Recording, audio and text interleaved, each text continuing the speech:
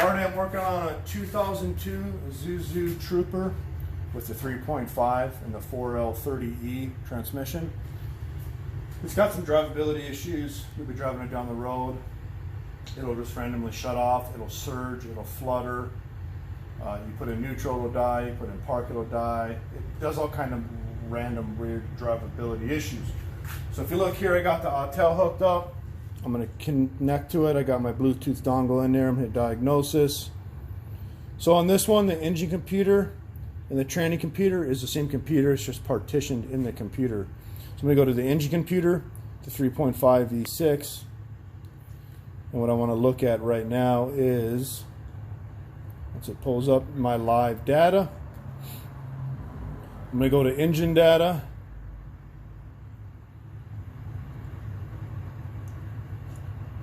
I'm going to scroll down.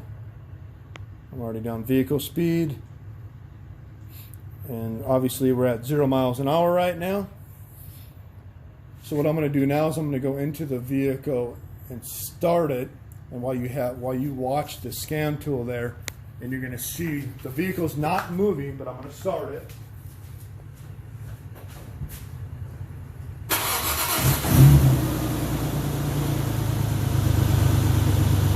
So we're at 0 miles an hour.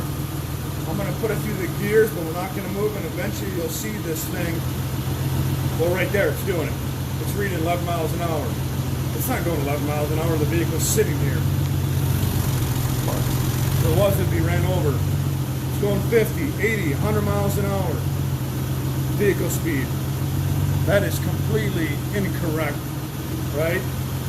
So that's not right at all. I didn't even go through the gears. Well, eventually it'll die. Just keep watching that scan tool.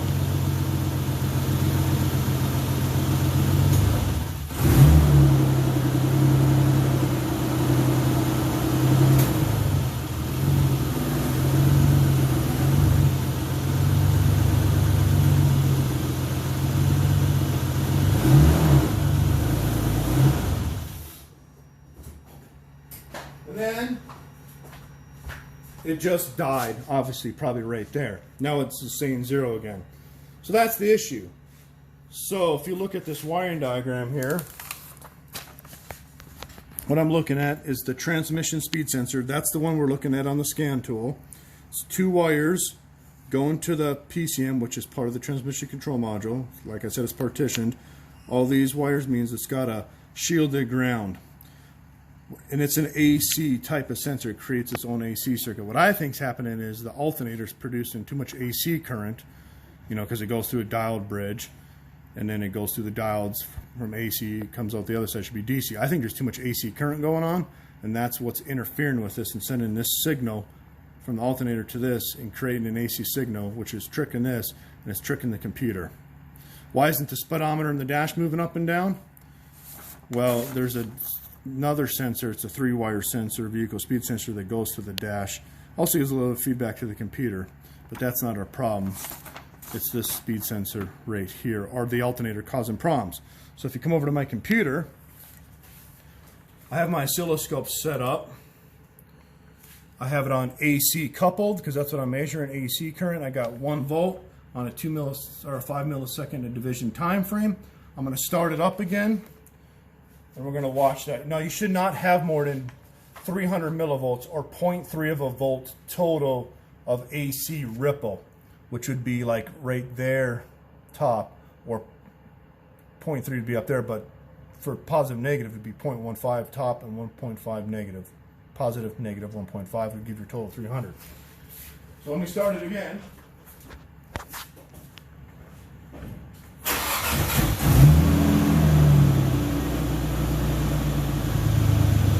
What I'm looking for, I don't care about these tall lines, I care about the top right there. That's the AC ripple. I care about the peaks there. So we're not quite up there yet. If you look at the scan tool, it's acting up again. It says that we're moving when we're really not moving. Vehicle speed miles per hour. Well, if you look at, I'm going to go put it in park, and it just died. Didn't even need to do it that time. But if I back up here, put a cursor in here, Let me go back a few more. There, we got some higher AC ripple. Somewhere in there. And then let's just get total somewhere in there.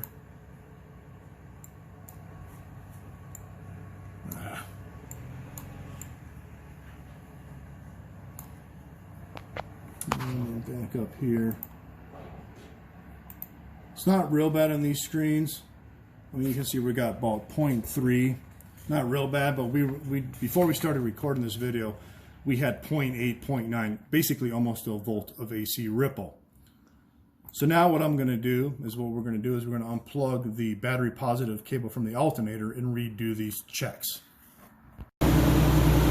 All right, I just wanted to show you guys some more AC ripple. We're trying to get it running here. Go ahead and...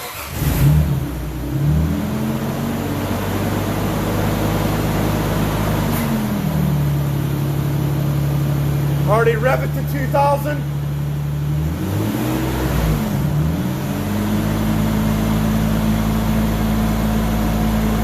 Already shut it off. So if I back up here, you can see we had some excessive AC ripple here. In some of the spots. Like right there. I grab this cursor. Again, I don't care about the top peaks. I care about the meat and potatoes in there. So basically from the total there, I got 0.5, 0.6 volts of AC current, which you're not supposed to have more than 0.3 total. But at 2000 RPMs, you should not have more than 0.3 total. And we're at almost twice that right now. So I believe that's the issue. Like I said, we're going to unhook the battery positive cable next. Alrighty, now we're going to disconnect the battery first. Positive.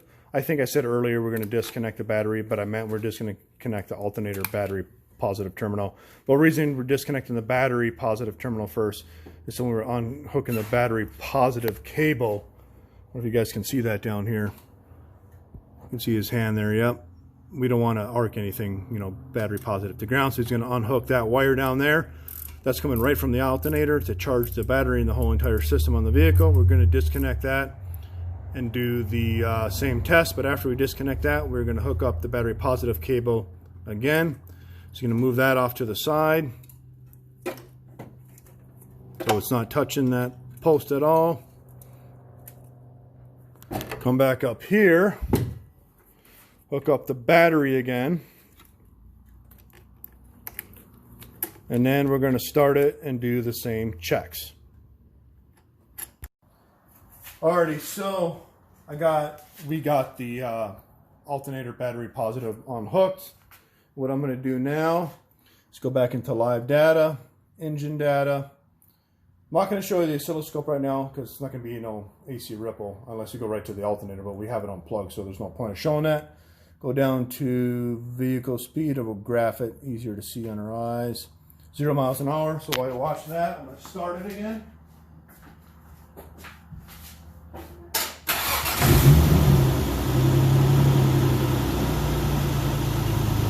It shows 0 miles an hour. I'm going to go through the gears but not move the vehicle. I may move it a little bit, but it should not do all that fluctuation.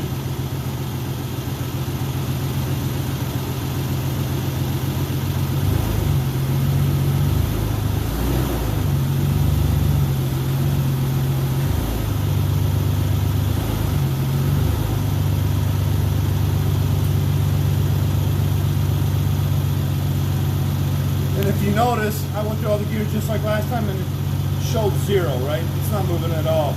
So what this problem with this vehicle is the alternator AC ripple. One of the dials or a couple of the dials is bad and it's going, that current, that AC current is going through the entire vehicle, affecting that speed sensor circuit right here, which is going to the PCM, and the vehicle is realizing it's not right because it's got 2 speed sensors. That one and the one there, and they're not agreeing, so then it shuts the entire vehicle off. So it needs a new alternator.